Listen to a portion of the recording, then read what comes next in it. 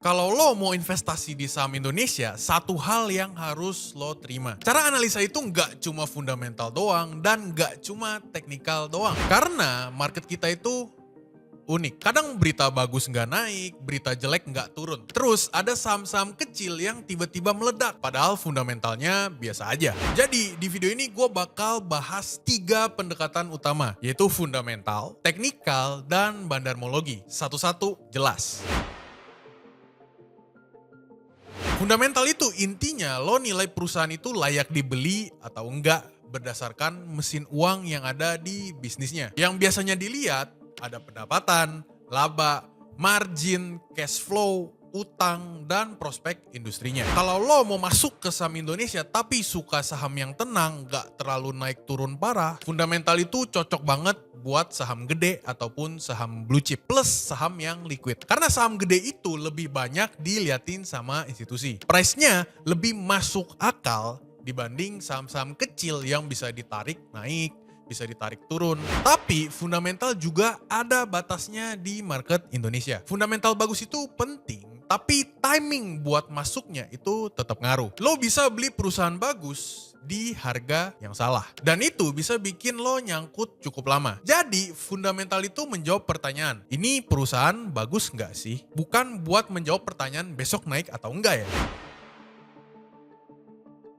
Yang kedua ada teknikal. Jadi di teknikal itu lu baca perilaku harga. Karena harga itu cerminan dari psikologi market. Teknikal biasanya dipakai buat jawab entry di mana ya? Cut loss di mana ya? Targetnya mau kemana ya? Ini trennya lagi naik atau lagi turun? Tools untuk analisa teknikal itu biasanya sederhana. Dan lu nggak perlu repot-repot untuk pelajarin semuanya. Ada support resistance, trendline, moving average, dan juga volume. Dan gue tekankan, teknikal itu kepake banget di Indonesia karena trader kita cukup banyak. Volatilitasnya juga lumayan. Jadi teknikal itu ngebantu lo nggak asal masuk. Tapi perlu dicatat juga teknikal punya limit. Kalau ada tangan besar yang main, chart bisa kelihatan bagus banget. Tapi ternyata jebakan. Makanya kalau di Indo, teknikal itu sering lebih kuat kalau digabung yang namanya bandarmologi.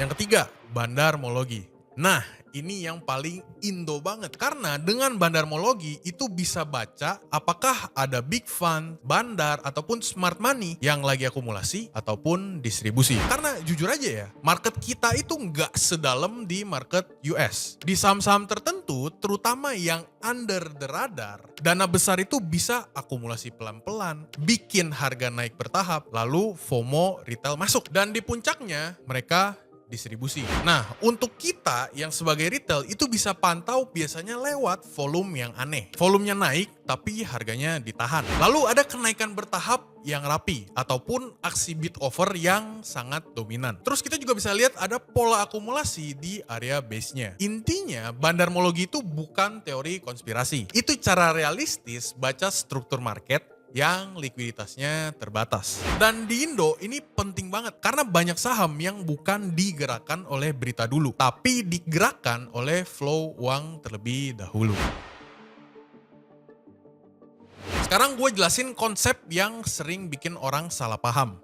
Weak market hypothesis. Secara simple, weak market hypothesis ini bilang harga saham itu udah mencerminkan informasi harga di masa lalu. Artinya apa? Kalau market benar-benar efisien, maka pola harga masa lalu itu nggak bisa dipakai buat cari keuntungan secara konsisten. Tapi kalau kita lihat di banyak market berkembang, termasuk Indonesia, sering dianggap lebih lemah. Dalam arti pasarnya belum sepenuhnya efisien. Kenapa? Karena yang pertama, informasi nggak menyebar merata. Yang kedua, likuiditasnya nggak setebal market besar, apalagi kayak market di US. Yang ketiga, reaksi investor terhadap berita itu jauh lebih lambat. Dan yang terakhir, ada pengaruh dana besar di saham tertentu. Jadi kesempatan buat dapetin cuan di market Indo itu masih ada. Tapi bukan dari tebak-tebakan ya, melainkan dari baca struktur dan disiplin risk management.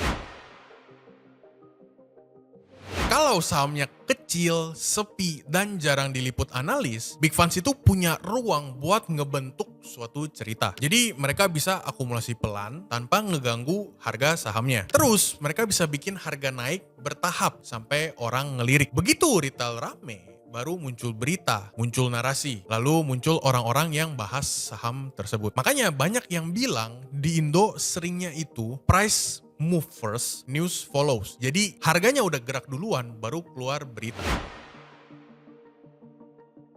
Nah ini yang penting, retail itu nggak perlu jadi pahlawan yang beli di harga paling bawah, bisa beli di bottom. Yang penting retail itu ikut di fase yang benar, di struktur yang benar.